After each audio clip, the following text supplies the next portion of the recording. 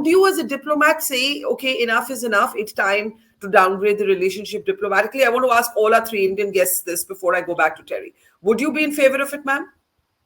Not at the moment. Let's see how this plays out. But yes, it will impact our bilateral relations, absolutely.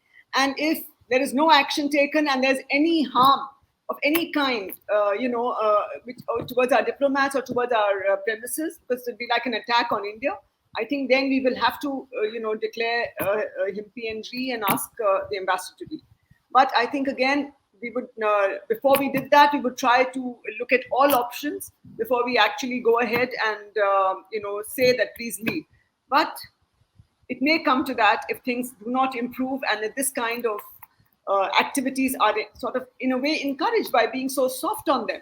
And I feel that the Prime Minister Trudeau has to be more firm, irrespective of his threat to his government. General Kulkarni, would you say the time is here now to talk about downgrading relations?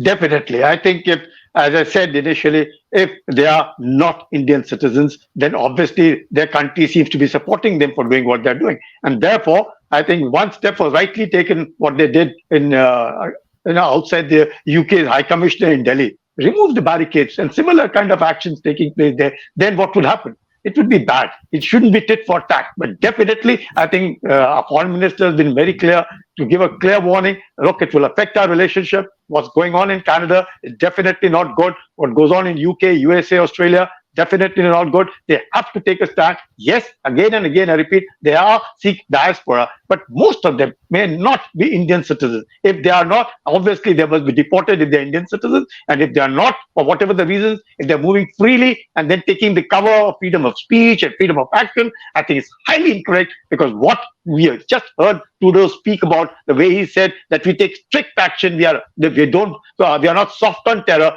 Well, what's going on in Canada is not just soft, it's not acceptable at all. And therefore, I think we must take action against these countries. Yeah. Ambassador K.C. Singh, you said it's complex. Where we stand, most Indians are looking at governments unwilling to intervene in what is essentially an open call for violence against India's diplomats. That's the bottom line. In terms of options, what are India's options? What are options you would agree with? No, you can't compromise on the security of missions or security of our diplomats. But remember, this is not the first time. We had a consulate in Vancouver once overrun. People, a sword-wielding person came in. So there's a background to it. This is not something which is new. But the still range of this thing is tremendous. Because of exploiting the Niger story, the extreme right wing, the radicals have been able to rope in the relatively more moderate parts of the diaspora. So I think what we have to see is you don't want to glue them together. You want, but there's a question. There's a question for you from Saurav Vishisht, one of our Mojo members. He says the orchestrated nature of the so-called Khalistan referendum and these rallies precludes Niger. Niger is an excuse to mount a spectacle which was coming anyways. Look what happened. They conducted their referendum. What was the net result? It just died a natural death. Nothing. It didn't amount to anything. They're provoking you. They'll try provoking you. And the more you get provoked, the more it fuels them. You basically kill them off by cutting them off from the moderate parts of the diaspora. You reach out to the moderate. But at the same time, not at the moment. At the moment, the Canadian government has to act. And I think above all, they have to catch the killers of Niger. And that'll completely pull the rug from under the extreme radicals and say, it's you guys only who killed him. So why are you naming other countries and so on and so forth? That is the kind of answer which deflates the radicals, that you put your finger where it is required. If you confront them, that is what they want. That's exactly what they want. That is how it then exacerbates. So we have to have a twin thing. Tell the Canadians we want A, B, C. Draw the red line. I haven't seen the red lines in public, just statements from External Affairs Minister. You to say we are expecting 1, 2, 3.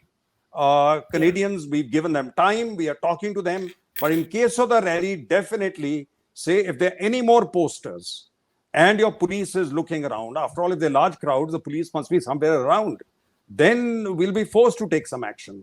And then you take graded action. What that graded action is whether it's withdrawal of ambassador or it's downgrading of certain other relations, etc., we can afford to do it because relationship with Canada, commercial or economic, is not at such a high level that it will affect Indian economy. So we can afford to do that. But there's always a graded thing. But I can't understand why we can't reach through to Trudeau.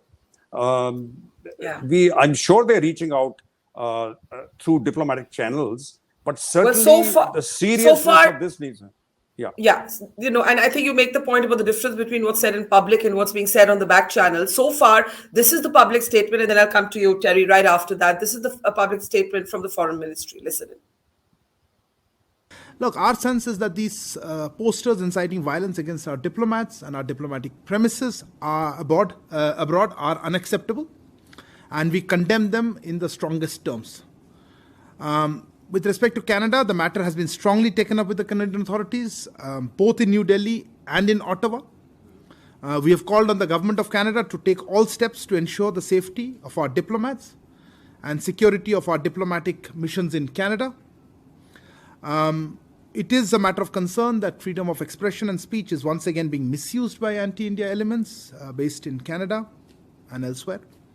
And we continue to press the Canadian side to ensure that our diplomats can carry out their normal functions without fear or intimidation. We have seen some comments, at least the media reports about comments by Prime Minister Trudeau. But let me make the larger point that the issue is not about freedom of expression, but its misuse for advocating violence, for propagating separatism, and for legitimizing terrorism. Terry, here's the question for you. You heard Ambassador K.C. Singh say that there were kind of rumors that followed the killing of Niger, a designated terrorist. You have some reason to believe that this is intra-Khalistan gang warfare. Go ahead. Well, yes, I do.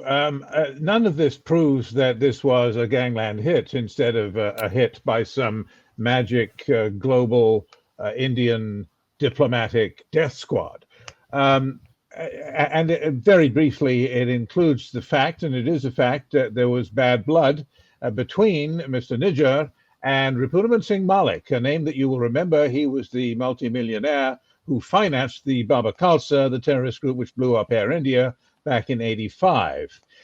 There was definitely bad blood between the two. There was a lawsuit between the two, and Niger was seen harshly criticizing Malik in very vituperative terms before Malik's death. After Malik had written a sort of, it must have seemed like a treacherous letter to the Khalistan movement to Prime Minister Modi, congratulating him in the most effusive terms on the wonderful things that the Modi government had done for the Sikhs, which must have seemed like pretty dangerous to his former friends in the Khalistan movement. If he'll say that, what else is he going to say? It's easy to imagine. I can't prove any of this, but it's easy to imagine that if you're already at daggers drawn with Malik, and he says that, maybe it's time to shut him up. And then on the other side, we also have this videotape of Malik's interviews before his demise, in which he criticizes Niger, and in fact, even at one point says that Niger was a threat to his life. So you have warring camps. One leader dies mysteriously in a gangland hit.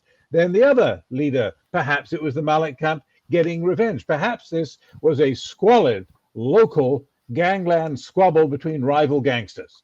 And if you see it in that light, then there's not much ammunition here for blaming India, which is what the whole game is. But let me just add to that this truth isn't the issue here.